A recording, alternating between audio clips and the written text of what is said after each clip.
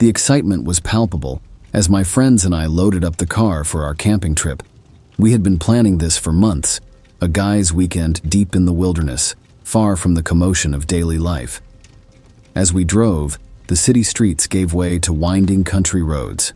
Towering oaks and maples flew past, their leaves ablaze with autumnal hues. I breathed deeply, taking in the crisp, earthy air.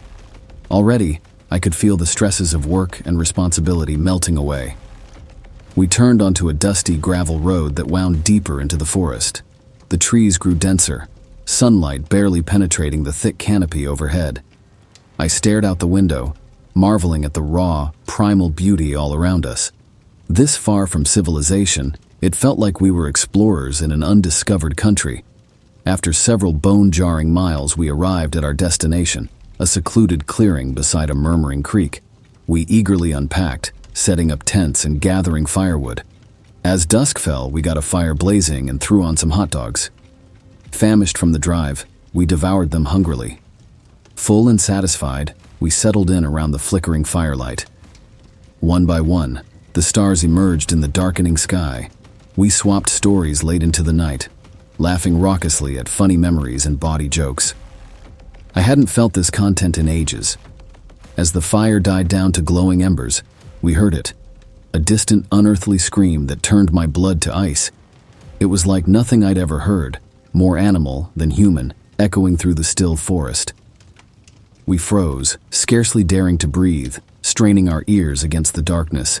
Again it came, drawn out and mournful like a woman in the depths of anguish. The sheer despair in that cry raised the hairs on my neck. As it trailed off, the ensuing silence felt smothering. We huddled close together, paralyzed by a primal, unfamiliar fear. The night suddenly seemed alive with unseen threats. I pictured savage beasts on the prowl, just out of sight beyond the feeble firelight. On and on that terrible scream continued, sometimes far away, sometimes uncomfortably close. We stayed huddled in terrified silence, praying it would cease. But it went on and on, filling the night, impossible to ignore. At some point, we collapsed exhausted in our tents, too fearful to keep watch any longer. But sleep brought no relief. That wailing cry pursued me even into my dreams, twisting into ghastly shapes. I tossed and turned fitfully, drifting in and out of nightmare. When dawn's light finally filtered through the tent, I felt like I hadn't slept at all. Emerging cautiously, I saw my friends' faces were drawn and haggard, eyes glassy with shock.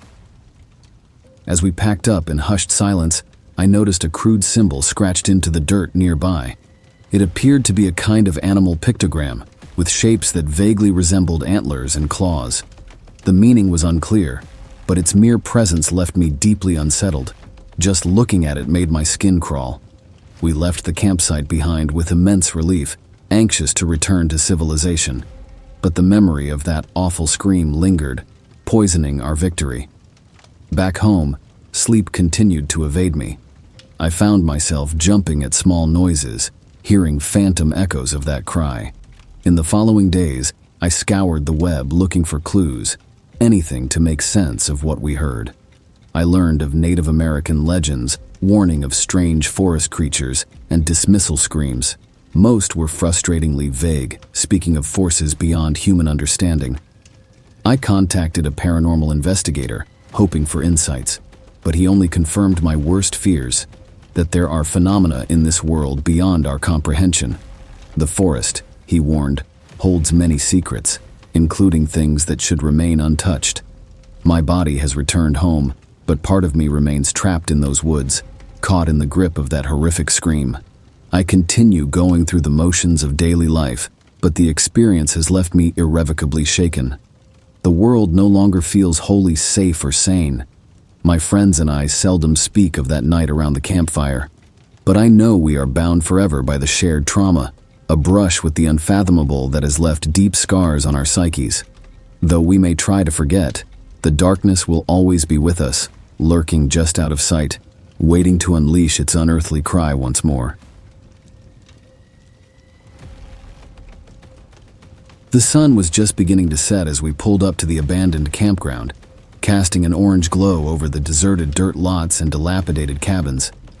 I had wanted to check the place out ever since I heard the stories of hikers going missing here, their belongings found strewn everywhere as if they had fled in a panic.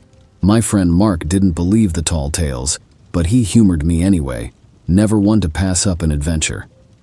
We got out of the car, and the first thing I noticed was the eerie silence. No birds chirping or squirrels scurrying about like you'd expect. Just empty wooden cabins with peeling paint and debris scattered on the dirt ground. Mark fiddled with his camera, eager to start documenting our urban exploration.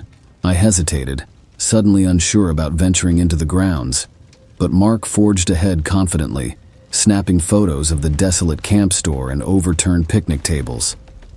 As we walked further into the campground, I couldn't shake the creeping unease that seemed to crawl up my spine. The trees cast long shadows as the sun continued to set, and I glanced around nervously, feeling like we were being watched. Mark seemed unbothered, making jokes to ease the tension. But then his smile faded as we came upon a clearing in the trees, revealing a circle of logs around a fire pit. Strange symbols were carved into the logs, ones I didn't recognize. Mark took photos as I examined them, trying to decipher any meaning. A twig snapped in the woods and both of you spoon around, searching for the sourcey. Nothing but shadows between the trees. Still, Mark's enthusiasm had faded.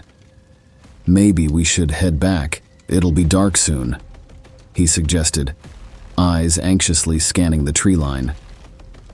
I nodded, and we hurried back towards the car, the symbols and sounds plaguing my thoughts. Just as we reached the edge of the campground, the sun slipped below the horizon, submerging us in darkness. Mark cursed under his breath, switching his camera light on to guide the way. I followed close behind, wincing as branches scratched at my arms. Then Mark halted abruptly, his camera light illuminating a figure standing eerily still among the trees just ahead. "Who's there?" Mark called out, but the figure remained motionless. My breath caught in my throat as we stood frozen, squinting into the woods. A cloud passed over the moon, and for a moment the woods went black. Something rustled the leaves nearby and I instinctively backed away.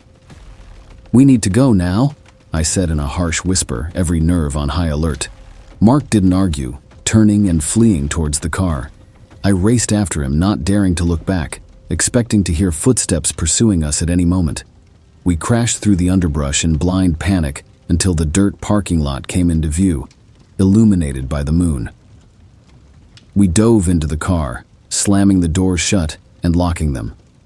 Our panicked breathing filled the silence as we scanned the tree line, waiting for something to emerge. But there was only stillness and shadows. After what felt like an eternity, Mark turned the ignition, tires spitting up dirt as we tore down the winding road away from that place, my heart pounding the entire drive home. In the light of day, it was easy to convince ourselves it was just our minds playing tricks in the dark. But neither of us could explain the dread we felt in that campground, or the figure standing motionless amongst the trees. We didn't dare return to find answers. The local news later reported several more disappearances, all near those cursed woods. Sometimes ignorance is bliss, and perhaps some mysteries are better left unsolved. Whatever evil lurked within that campground will remain shrouded in shadow and speculation. But I'll never forget the unease I felt there, like unseen eyes were watching us from the darkness, silently stalking, waiting for us to let our guard down. A chill still runs through me recalling our narrow escape from that place. Some nightmares don't vanish in the light of day.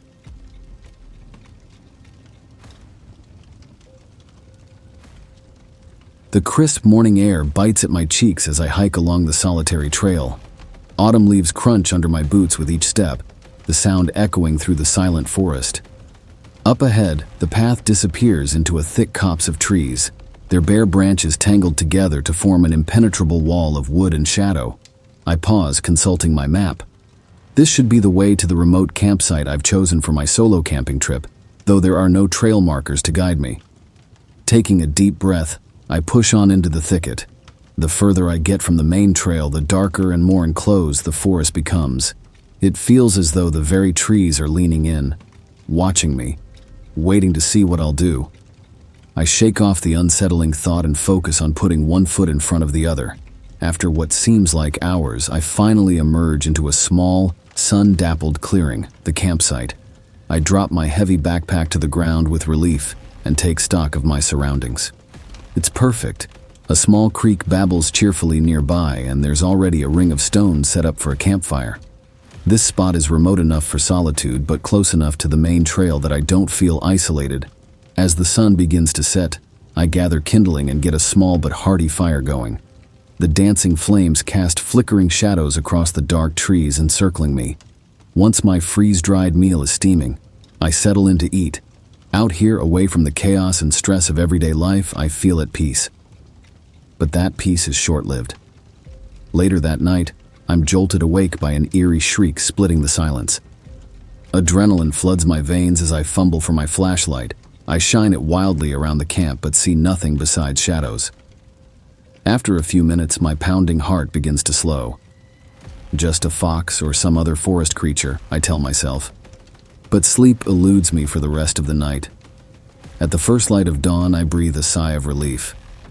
But that relief turns to horror as I notice deep gouges marring the trunk of the tree nearest my tent.